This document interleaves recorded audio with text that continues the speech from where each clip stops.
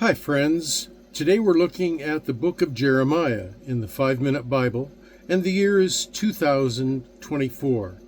This is the Jan Hus Institute of Biblical Studies, and I'm your old pal PapaDale. I'm a retired pastor, teacher, theologian, and professor with over 50 years of service to the Lord Jesus Christ. If you want to know more about me, there are other videos on this playlist, but for now, let's get going. Jeremiah of the 5-Minute Bible is one of the major prophetic books in the Old Testament, and it holds significant importance from an evangelical perspective. Traditionally attributed to the prophet Jeremiah, it provides profound insights into God's character, his covenant with Israel, and the consequences of disobedience.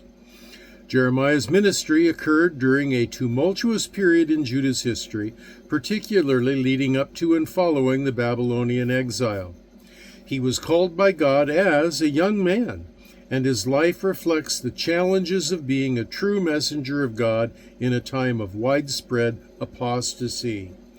Jeremiah's message was often one of judgment, warning the people of Judah about their persistent idolatry and moral decay. His prophetic words called for repentance and a return to covenant faithfulness. One key theme of Jeremiah is the idea of the new covenant in Jeremiah 31 through 34. God promises a new covenant with his people that would be different from the one that was made at Sinai. This covenant would involve writing his law on their hearts, enabling a personal relationship with him. This prophecy is fundamental to evangelical Christianity, as it anticipates the coming of Christ and the establishment of a relational faith that extends beyond mere adherence to the law. Jeremiah's emotional tone and personal struggles are also noteworthy. Often referred to as the weeping prophet, Jeremiah expressed deep sorrow over the state of his nation and the inevitable consequences of their sin. His lamentations reveal the heart of God, who longs for his people to turn back to him.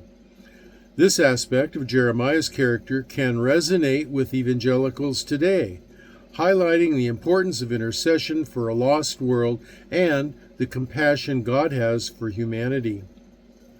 Another critical component of the book is Jeremiah's unwavering commitment to his mission despite facing persecution, rejection, and loneliness. He endured imprisonment, beatings, and threats against his life, yet he remained faithful to Yahweh's calling. This dedication serves as a powerful example for believers today, encouraging us to stand firm in our faith and proclaim God's truth even in the face of adversity. The Book of Lamentations, traditionally attributed to Jeremiah, follows closely after the prophecies in Jeremiah and continues the theme of mourning over the destruction of Jerusalem.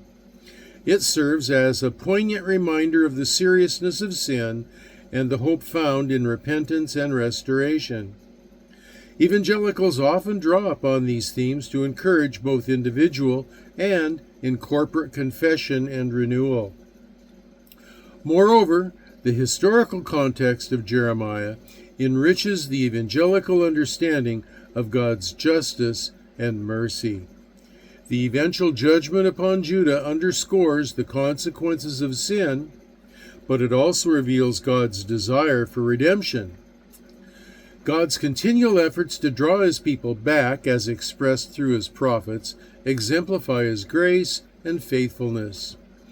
In conclusion, the book of Jeremiah offers evangelicals a profound exploration of God's relentless pursuit of his people, the significance of repentance, and the hope of new covenant fulfilled in Jesus Christ. Through its messages of judgment and mercy, Jeremiah calls believers to a deeper relationship with God, demonstrating that even in the depths of despair, there is always a path to restoration. And so I'm your old pal, PapaDale. This is the year 2024.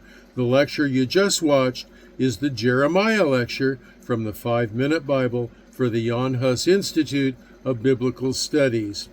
And so until I see you in the next video, this is PapaDale signing off for now and saying, I'll be praying for you, that you'll be well and that you'll be blessed.